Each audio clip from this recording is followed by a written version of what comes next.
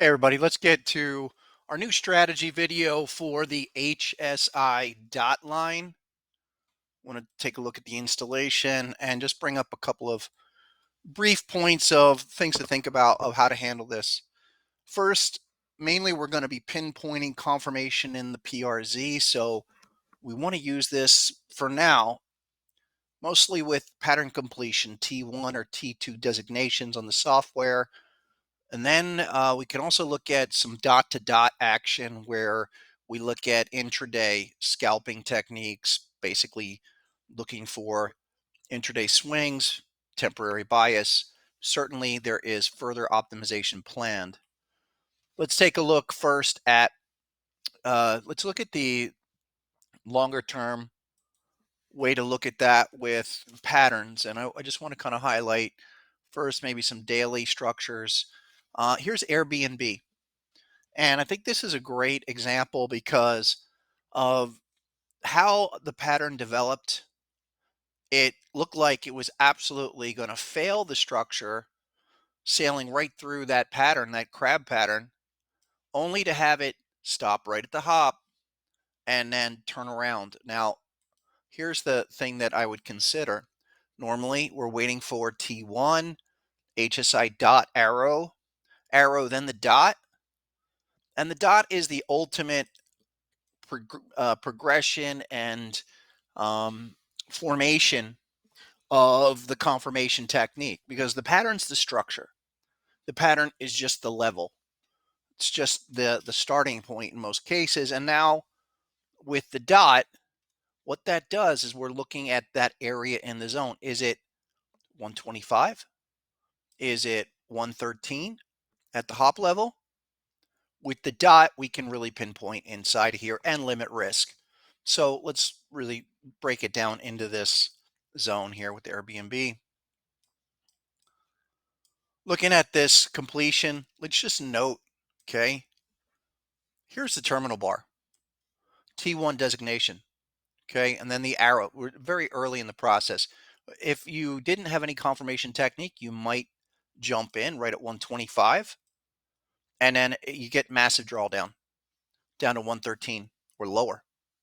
That's not what we're looking for, and that's one of the things with patterns, zone optimization, is that we want to be there as the confirmation comes together in the level.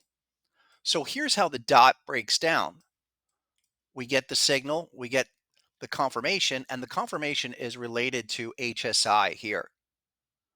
But we see that HSI doesn't reverse out of the zone exactly at that level. It takes several bars. And in that case, it drops down to the hop, harmonic optimal price. Finally, the dot completes. Now, here is the trigger. Here's the logic behind what's going on here, is that the dot and HSI itself represents a critical divergence of strength where we already have the individual strength as noted by the dot. Why?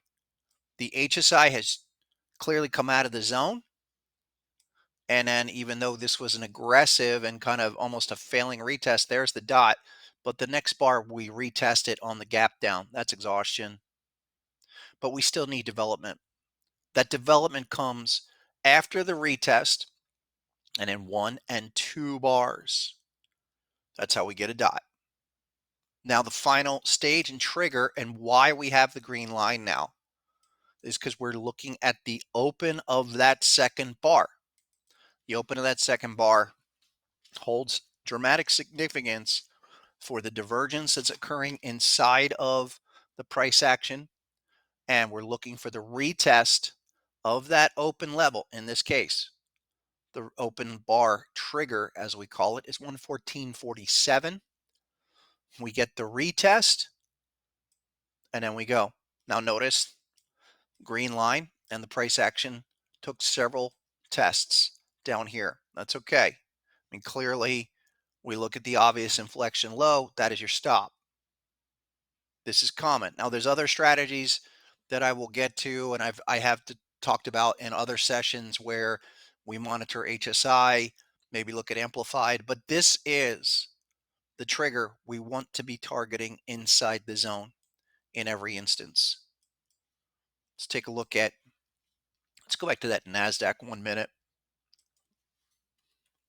Nasdaq 1 minute. If it's 1 minute or 30 second, we started that. I started on this chart here.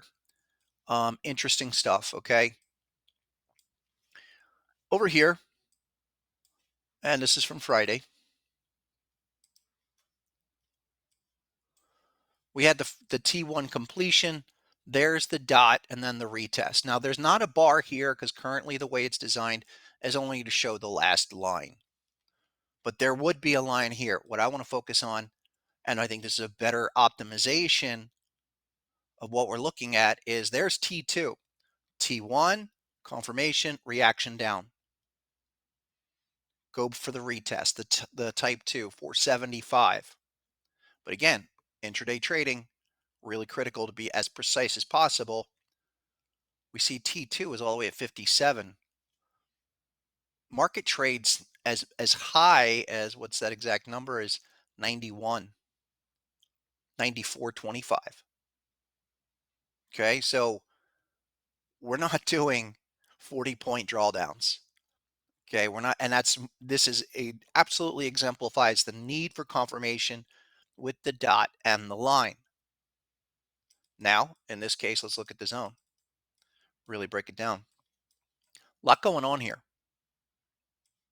Okay, right there, we have this dot. Now we have two dots. You can't see it, but there is another HSI oversold right there, overbought right there.